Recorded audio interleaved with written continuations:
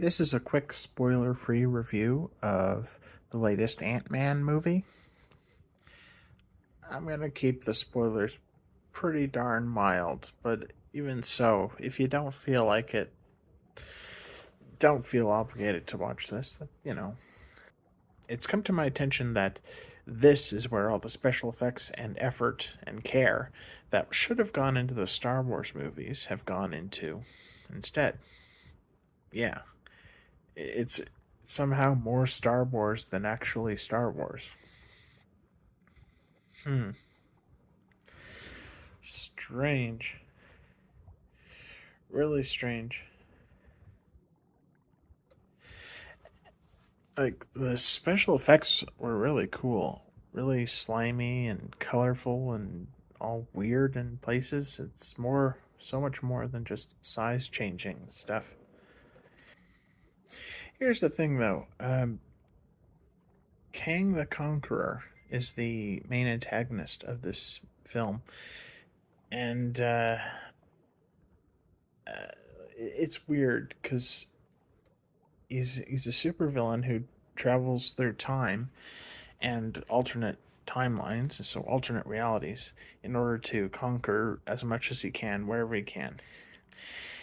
And it's weird. You'd think a character with the gimmick of time travel and time manipulation, he'd have more like of a perspective on these things. Like, I would have thought the film would go more into the psychology of the villain like that, because if he's this bad guy who's observed time and can change the past and the present, and he's doing this to become a better conqueror and conquer the universe, doesn't he have some sort of bizarre perspective on it? Like, to compare, Vandal Savage of the DC comics, a villain of the Justice League, he is functionally immortal, and that's had a bizarre effect on his psychology because he believes he'll live forever and he's destined to conquer everything. Now, for some reason, Kang doesn't have the same sort of like psychological condition, even though he would logically be immortal. I mean, he just sort of tricks time and cheats time, you know? He's essentially made himself immortal because he's like, altering the past and making it so he keeps living on forever and always winning. So,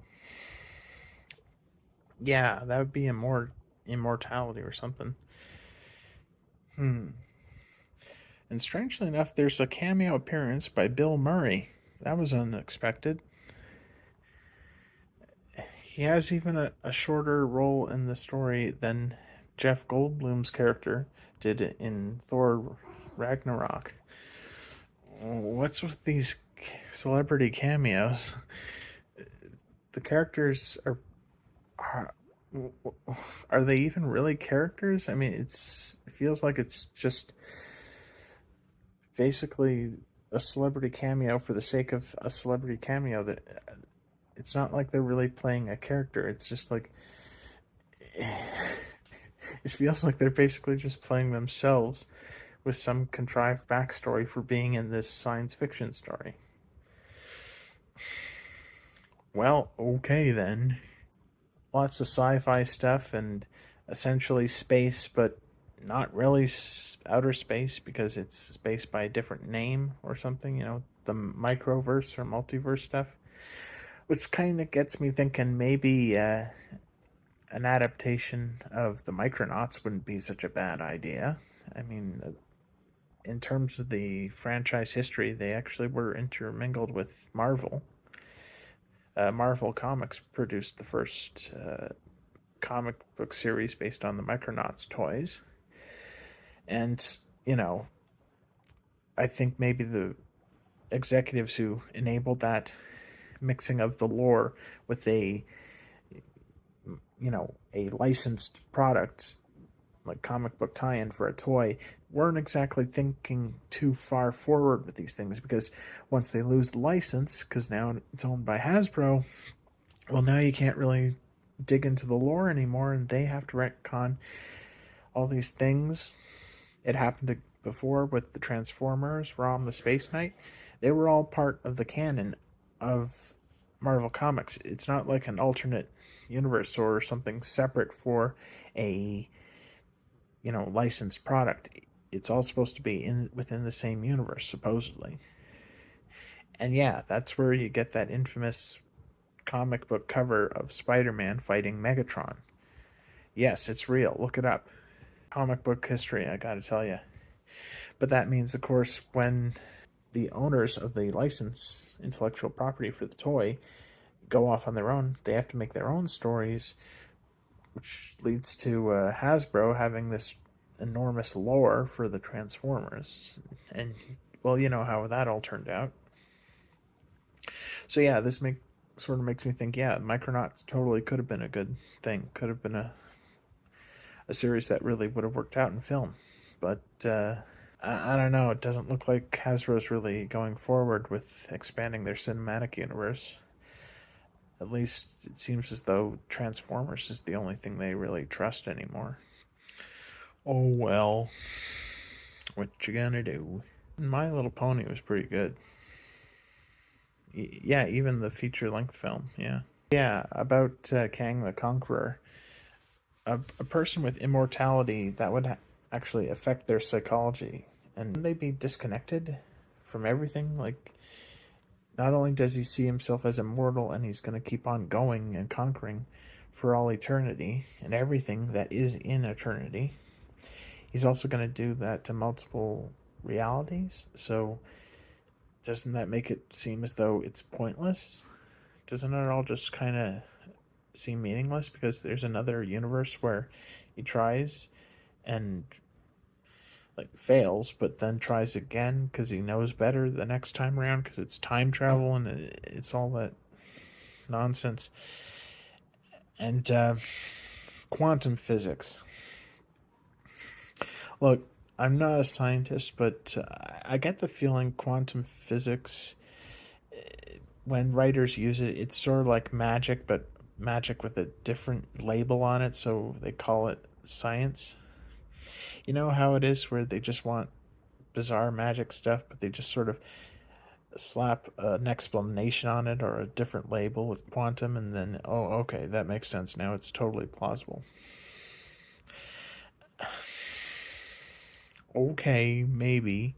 I mean, they were kind of pushing it because if you recall from the previous film, it was basically all just ghost powers, but with the explanation that it's quantum physics. Like, you remember that one ghost themed character who could just walk through walls and turn invisible and float around and fly?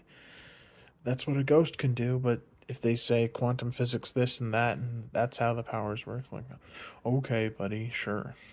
I mean, the same thing happened with Bioshock Infinite. It levitates because it's quantum physics. Okay, okay, sure. Sure, okay, I'll take your word for it. But I feel like that's sort of an issue with science fiction in general because whenever it reaches the new frontier of science, things that the public won't know too much about, probably, they can kind of get away with a lot more. You may recall the B movies in the 1950s where radiation was basically magic. Nuclear radiation causes people to gain superpowers, mutate into monsters, turn bugs giant sized, and become giant monsters that crush cities, and all the other B movie stuff. It's all just, it really now, it's all just magic with another name on it, you know? And even going back to even older science fiction than that, Frankenstein. That was made in a time when electricity was in experimental phases, and medical science was doing all sorts of strange things like fooling around with cadavers in order to better understand the human body. And, that's where you get this idea of a corpse being reanimated and, that story, which I really liked. And on an unrelated note, it really is bugging me now that that Dungeons and Dragons setting, Ravenloft, and the Curse of Strahd, it's always borrowing from Dracula and other sort of horror related to that, but they didn't make an equivalent version for Frankenstein. And how are you even going to adapt a story like that, like Frankenstein, into a setting like Dungeons and Dragons? Because they've got magic in there that can reanimate corpses anyway, like necromancy. So if a scientist does it, who gives a fuck? And similarly, on a similar note, if all the characters in there, like if there's an abundance of anthropomorphic creatures in there, like there's the cat people, there's the rhino people, there's the elephant people, anthropomorphized animals and such. It kind of takes away from concepts like the island of Dr. Moreau. And that's just something I kind of find disappointing with fantasy settings in general. It's just a pet peeve. Anyway, this has been quite a ramble, and I think I'm about done. But I think that Ant-Man movie was pretty good. Really good sci-fi sort of thing. And yeah, they even come up with with the technical explanation as to why everyone is speaking English in this alternate reality. This bizarre hodgepodge of science fiction concepts. Like, it's just a whole bunch of sci-fi tropes all just sort of mashed together. Sort of like what the classic He-Man used to be. It's like this on this alien planet. There's a whole bunch of people like this who got came in here and like and that and there's nothing weird about there being a whole bunch of elephant people in this world. What are you talking about? My superpower is making my neck longer. Also, Modoc finally makes his appearance after being teased quite a bit in the films. Like, there were so many references, so many other times in extended media outside of the Marvel Cinematic Universe and such, where they were mentioning M.O.D.O.K. They were really, really, really into M.O.D.O.K. This machine. What's it called? His name's an acronym.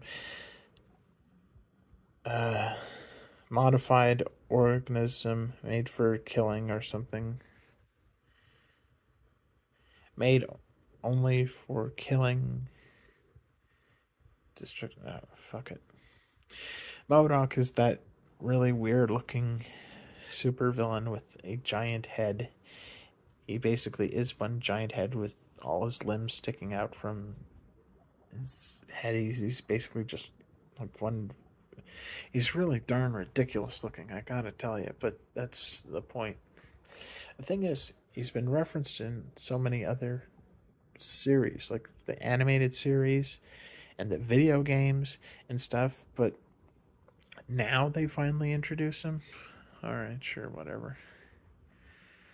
And he's not even like really an artificial being. He's more like, well, I won't spoil it. But yeah. Yeah, this ramble has gone on far enough. See you later.